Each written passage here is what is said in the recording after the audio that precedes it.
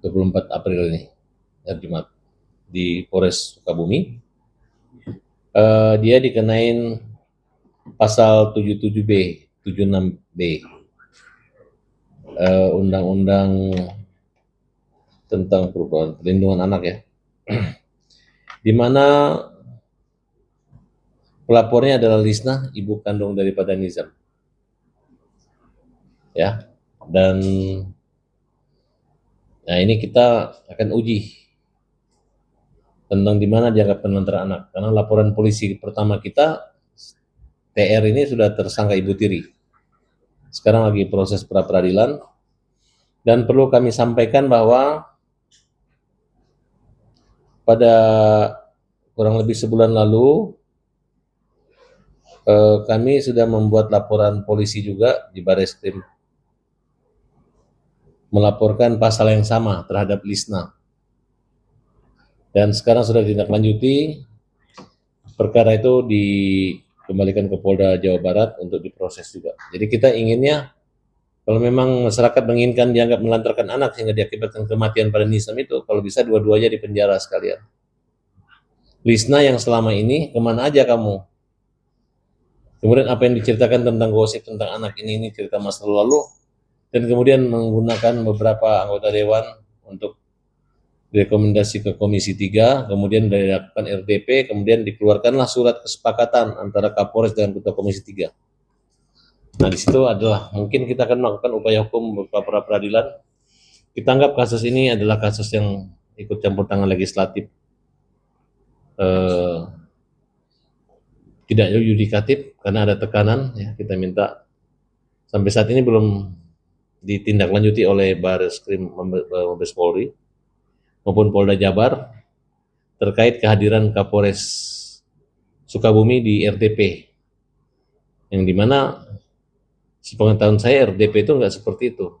Memang harusnya ada rekomendasi tertulis, tanpa harus membuat satu persidangan kemudian menggiring seolah-olah perkara ini tidak boleh tidak tersangka ayahnya Nizam. Nah, dengan laporan Lisna dianggap mendapat perlindungan LPSK maupun Komnas Perempuan Anak. Alhamdulillah kita diterima juga laporan kita. Saya sebutkan nomor laporannya.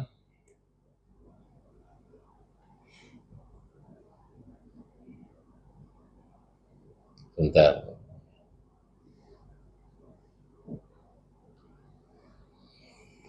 Laporan polisi, ya ini.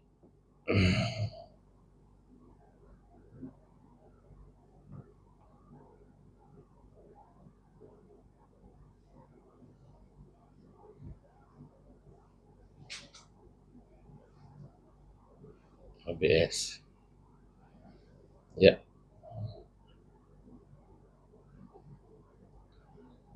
Bentar.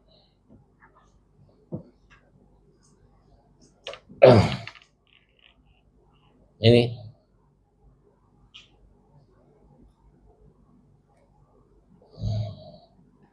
Pada tanggal 31 Maret, Anwar Satibi melalui kuasa hukum kantor hukum Farhad Abbas membuat laporan pidana dugaan tindak pidana penelantaran terhadap anak sebagaimana yang dimaksud pasal 77B, 76B Undang-Undang RI nomor 35 2014 tentang perubahan Undang-Undang 23 tentang perlindungan anak yang terjadi akhir tahun 2013 sampai dengan Februari 2026 di Kabupaten Sukabumi. Atas nama pelapornya itu adalah Anwar Satibi. Laporan polisi 126 2026 Bareskrim Polri tanggal 31 Maret. Ya, terlapor itu adalah atas nama Lisnawati. Jadi di sini kita anggap Lisna ini adalah orang yang memperkeruh keadaan, bukannya melaporkan Ibu Tiri, tapi malah melaporkan mantan suaminya yang 12 tahun sudah berpisah. Nah, jadi dia bukannya malu tidak mengurus anak, malah mempermalukan suaminya. Menurut saksi-saksi yang kami dapat keterangan, diantaranya adalah Pak Haji Isep, Anwar Satibi adalah orang tua yang sangat baik, membiayai anaknya. Di situ ada sekolah, ada ilmu, ada pendidikan, ada biaya. Bagaimana mau disampaikan bahwa dia melantarkan anak? Terkait dengan chat WA yang tanpa sengaja, misalnya tentang dianggap pembiaran sakit, nah, bagi kita adalah anak itu pada tanggal 18 Februari sore hari masih dalam keadaan sehat. Kemudian tempus kejadiannya itu adalah pada jam 6 sore sampai jam 22 malam. Diduga diketahui disiram air panas. Menurut keterangan dokter itu adalah penganiayaan. Setahun sebelumnya sudah pernah dilaporkan oleh Anwar Satibi ibunya. Yang menjadi persoalan adalah pada saat kejadian itu adik kandung daripada Anwar Satibi nginap di tempat itu. Adik kandungnya bernama Surahmat.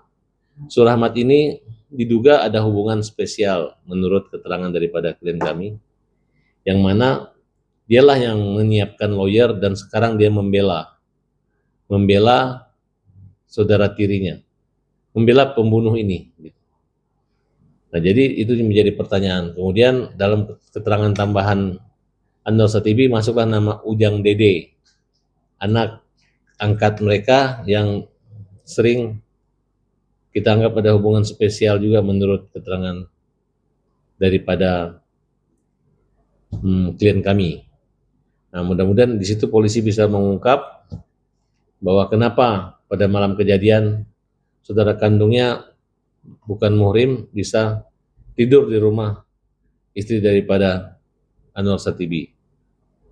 Jadi siapakah pelaku tersebut? Apakah lebih dari satu orang? Ya, nah saya belum tahu. Tapi yang jelas dari hasil dugaan sementara ada peran orang-orang yang ada di rumah saat itu akibat kematian daripada Nizam. Tapi respon yang Nizam sendiri ditetapkan sebagai status tersangka gimana, Bang? Ya, dia kaget sekali, tapi saya bilang nggak apa-apa, kamu harus hadapi dan kamu kan bukan dituduh membunuh, tapi dianggap menantarkan membiarkan. Nanti kita uji apakah benar kamu menantarkan membiarkan. Saya rasa kan polisi hanya dapat tekanan paksaan daripada Komisi 3 untuk memproses laporan tersebut gitu. Padahal kan mereka hanya bicara opini, hanya bicara dugaan, bicara tanpa ada pembuktian gitu. Mereka juga dari dasar WA-WAan antara seorang suami istri atau yang berupa mantan yang saling ngambek-ngambekan gitu kan, hanya butuh kepedulian, empati, kemudian misalnya ya ikhlaskan aja kalau anaknya meninggal. Ternyata meninggal benar, tapi kan bukan penyebabnya gara-gara dia mengatakan ikhlaskan anaknya kalau meninggal. Dia juga nggak menyangka kan, mungkin itulah yang digunakan oleh Tenny Rida untuk melakukan alasan-alasan yang dimana tanpa jelas sebelum anak itu meninggal ditanya siapa, ibu yang siram air panas, minumin air panas, kan seperti itu. Apalagi yang harus dikorek-korek, kan ini harusnya tunda dulu lah laporan ini. Kenapa? Karena ini bapaknya aja udah kehilangan anak, tiba-tiba dijadiin tersangka lagi, kan itu kan menurutnya agak aneh gitu. Nanti sama dengan kasus kejadian penjamret motor, tiba-tiba ngejar, penjamretnya mati, yang ngejar dijadiin tersangka ya, kira-kira seperti itu nggak? Nah ini akan menjadi viral di masyarakat. Kita minta Sep Anwar Satibi bahwa Polres harus menjunjung tinggi kemanusiaan tanpa memperhatikan lagi dukungan atau tekanan dilakukan oleh Ketua Komisi 3 yang membuat kesepakatan untuk melanjutkan sampai ditangkap, ditahan, nggak ada SP3 dan lain sebagainya, dan tidak boleh menerima laporan kita. Tapi laporan kita sudah diterima di Barreskrim kemarin, tanggal 31 Maret, dan kami bersyukur bahwa berimbang. Walaupun akhirnya nanti kalau memang dianggap membiarkan anak, berarti Anwar Satibi dan Lisda pun sama-sama melantarkan anak. Kalau tidak diserahkan kepada Anwar Satibi, tidak mungkin anak itu bisa mati gitu. Yang nyerahin siapa? Berarti kan adalah Lisda sendiri. Tapi terkait laporan itu dari pihak ibu kandung katanya merasa tidak melantarkan. Ya dia kemana? Ya kan? Dia kemana? Pokoknya Lisda harus diproses sama seperti memproses. Ya kan? Sudah tahu ini bapaknya ini punya istri. Bapaknya ini harus menjaga anak. Kalaupun ada kata-kata, memang ada kata-kata anak ini lebih banyak mudaratnya. Karena memang Apa yang dirasakan, bayangkan seorang bapak punya istri, dititipin anak kandung gitu, ibunya kemana nggak jelas, nggak ngurus gitu. Ya wajar lah kalau ada hukuman atau apa itu kan biasa. Tapi yang jelas yang membunuh itu bukan dia, dan dia pernah melaporkan Teni Rida di kepolisian Sukabumi akibat penganiayaan anak yang luka-luka itu. Walaupun dia minta ampun, minta maaf. Tapi yang jelas hampir semua saksi yang saya temui selalu memuji bahwa Anwar Satibin adalah bapak yang baik dan bertanggung jawab. Terkait pra peradilan itu mereka siap menghadapi katanya Bang. Siapa yang menghadapi? Polisi? Bukan dari pihak Ibu Nijam melalui kuasa hukumnya, dan bahkan mengatakan tidak ada atensi dari manapun untuk Nizam? Ya, ibunya. Oh enggak, bukan atensi. Kan waktu itu saya dapat informasi pengacaranya melalui anggota Komisi 13, inisial R. Nah, kemudian merekomendasikan ke Komisi 3. Kan sempat juga anggota dewannya bersama-sama ke anggota DPR, juga ke kantor salah satu organisasi advokat. Ada apa gitu.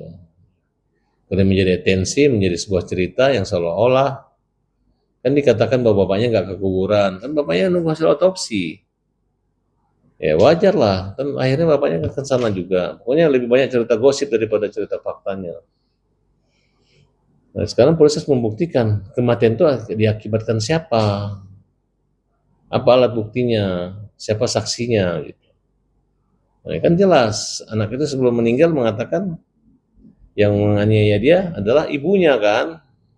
Sempat Anwar Satibin menempeleng ibunya dan ada terekam video. Oleh karena itu saya berharap mudah-mudahan nanti kita akan peradilan kasus ini bisa dihentikan dan fokus ke sana. Sekarang ibunya nggak ngurus anak, bapaknya diurus. Masa yang melantarkan anak? Harusnya tahu diri, malu, Disna. Oh malu dong. Anakmu udah dirawat sama mantan suamimu, baru kamu laporkan dia kan? Ya kan? Sekarang juga kita sudah laporin kok. Memang saya kemarin berpikir diam-diam aja, karena saya pikir udah ngeredam. Tiba-tiba dapat informasi dari wartawan, malah duluan wartawan dengan pengacara dari Lisna yang dapat informasi ini orang jadi tersangka. Tapi saya sudah jelaskan kepada Anwar Satibi, nggak usah tegar, masih ringan lah, anggap aja menebus anakmu yang meninggal sebagai bentuk tanggung jawab seorang ayah. Belum tentu kau juga di penjara karena putusan. Mungkin bisa saja polisi menahan, tapi ini menurut saya bentuk kezaliman juga. Orang yang kehilangan anak ditahan lagi kan. Kalau Teni Rida kan jelas bukan anak kandungnya, bahkan dia yang menganiaya, demikian. Berarti bisa dibilang ini salah sasaran Bang ya, untuk kayak ini. Ya buat apa? Karena ini diada-adain gitu. Hanya gara-gara WA orang berantem, tiba-tiba ketiban tidak sengaja bersamaan dengan kematian anaknya, dianggap ini adalah satu kejahatan pembunuhan. Bahkan mau dianalisa seolah-olah pembunuhan berencana. Gitu. Padahal sebenarnya bukan pembunuhan berencana, tapi pembunuhan biasa yang tidak melibatkan aneh-aneh, tapi dilakukan oleh ibunya yang menjaga dan tidak amanah ketika bapaknya keluar kota, tiba-tiba pulang anaknya sudah meninggal. Demikian. Bang, mungkin bisa dikategorikan sebagai bapak baru Bang setelah meninggalnya Nizam, ibunya bertahan, ibu tirinya status tersangka Pak. Sekarang yang berantem ibu kandung dengan bapak kandung gitu. Padahal gimana, tidak fokus. Harusnya dia fokus gitu. Harusnya dia fokus siapa itu pembunuhnya. Ini dikesampingkan aja. Ini leg spesialis nih. Kasus pembunuhan anaknya, bapaknya ngelaporin, tiba-tiba polisi menangkap bapaknya karena laporan ibu kandung. Padahal polisi tahu bahwa ibu kandungnya nggak ngurus anaknya, dikasih ke bapaknya. Harusnya polisi mengucapkan terima kasih. Harusnya jangan diterima laporannya langsung ibunya. Kamu yang nggak benar membiarin anaknya, jadi bukannya dipiara kamu dengan suami barumu, malah dipiara sama mantan suamimu dengan istri barunya, ya kan? Dari situ aja udah kelihatan mana hukum yang seimbang, mana hukum yang adil. Nah di situ, tapi saya udah berkomunikasi dengan polisi dan Pak Kapolres. Sebenarnya Pak Kapolres paham gitu, tapi saya nggak tahu apa. Tolonglah Pak Kapolres jangan diada-adain yang tidak ada, jangan dihilang-hilangin yang ada, kan kira-kira seperti itu. Nah, jadi menurut saya Bapak panggil juga, ini kasus harus bersamaan dengan dipanggilnya ibunya Lisda, supaya sama, supaya mereka sadar. Ini kan anak kita yang dibunuh, bukan kita mau saling menuduh sebagai pembiaran dan ingin masuk penjara di antara keduanya, kan harusnya seperti itu. Nah itu harusnya polisi panggil mereka, didamai ngapain begini gitu. Bukan hanya mendengar karena sudah RDP tiba-tiba apapun alasannya gaskon. Bang, apa juga karena lantaran karena dari pihak lawan bang, dari kuasa hukumnya kan keluar tuh pertama di awal itu. Jadi Nah, kita lihat aja hasil pra peradilannya kan gampang tuh, nggak usah takabur. Kalau menang ya syukur, kalau kalah kan malu kan. Nah, gitu. Si Acong ngapain kau Acong ngomong, ayo lawan partai bukan hukum lu, antara lu dengan negara. Kita adalah anak kita dibunuh sama klien lu, ya kan? Bukan kita mau bunuh siapa, kita dibunuh anak kita, oke?